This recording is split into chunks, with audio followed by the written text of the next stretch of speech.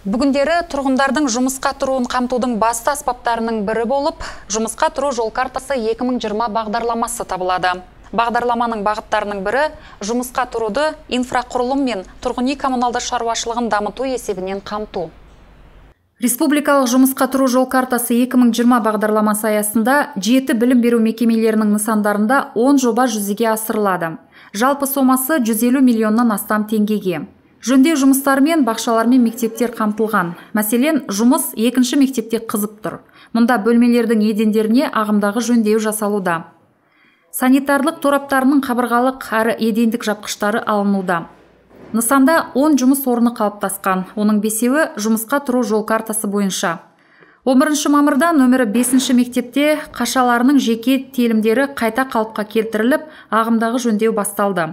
Сметалық құны 12 миллионнан астам теңге. Жөндеу жұмыстарын 15 маусымға дейін аяқтау жоспарланған. 5 жұмыс орнын қалыптастырған. Жұмысқа тұру жол картасы 2020 бағдарламасы бойынша білім мекемелерінде 25 адамды жұмысқа орналастыру көзделуде.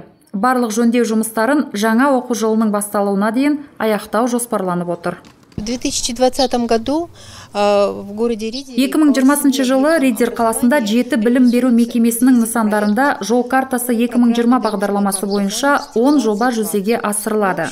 Жалпы сомасы 150 миллион 733 мың теңге.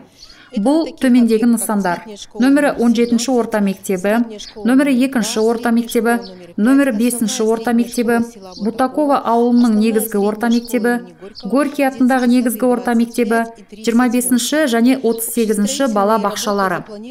Жалпы құрылыс жұмыстары 4 білім беру нысанында жоспарланған.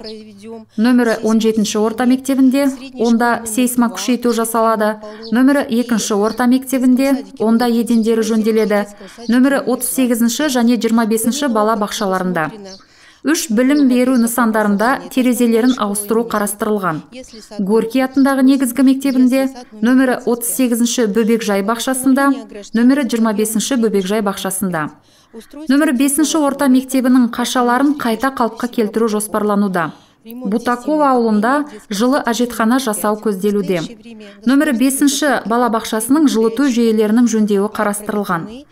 Осы уақытта мердігерді анықтау жөніндегі мемлекеттік сатып алулар өткізілген және мердігерлер өз жұмыстарын орындауға кіріскен. Жұмысқа тұру жол картасы 2020 бағдарламасы бойынша қалалық мәдениет, тілдерді дамыту, дене тәрбиесі және спорт бөлімімен 8 жоба жүзеге асырылады. 29 жұмыс орнын қалыптастыру жоспарлануда, оның 16-сы жұмысқа тұру жол картасы бойынша. Қазіргі таңда Поперечная ауылындағы клубтың көптен күткен толық жөнделуі басталды. Күзге таман ауылдықтар жаңартылған мәдениет ошағын қабылдайды. Мәдениет сарайы да қаламыздың беті әрі таныстыру ошағы назарсыз қалмады. Жақын арада ғимараттың сыртына ағымдағы жөндеу жасалатын болады.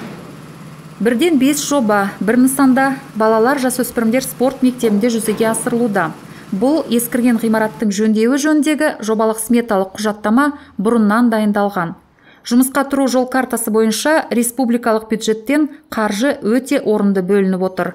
Спорт нысандағы жөндеу жұмыстары қызу жүргізіліп жатыр. Здесь, именно на этом объекте, будет реализовано... Дәл осы нысанда бірден 5 жоба жүзеге асады. Бұл жерде 3 мердігерлік ұйым жұмыс жасап жатыр. Облыс ұсынған кестеге сай жұмыстары 5 мамырда басталып кетті. Бұл нысанда жасалатын жөндеу жұмыстары қашаның ағымдағы жөнделуі, жұмсақ төбенің ағымдағы жөнделуі, ғимараттың сыртының ағымдағы жөнделуі, ішкі бөлмелерінің ағымдағы жөнделуі, жылыту жүйесінің жөндеуі, едендерінің ауыстырылуы. Жаңа оқу жылының басында біздің спортшыларымыз толық жөндеуден өткен ғимаратты қабылдайды деп үміттенемін. Күні бұрын біз жергілік бюджеттен кәріздің ағымдағы жөндеуіне қаржы алдық. Сондықтан бұл нысанның жөндеуінің барлық түрлері жаңа оқу жылының басында аяқталатын болады. Нысанның жөндеу жұмыстарының жобаларының жалпы құны 40 миллионға жуық. Мұнда 15 орын қалыптастырылады, оның 8-і жұмысқа тұру орталығы бойынша.